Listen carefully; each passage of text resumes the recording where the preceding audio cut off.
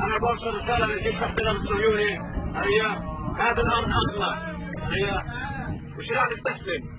هيا أمريكا لازم تنسحب من قرار عمته. هيا أهم شيء احنا جايين هنا بنوصل رسالة للجيش الاحتلال الصهيوني. الشعب الفلسطيني الشعب الجبارين.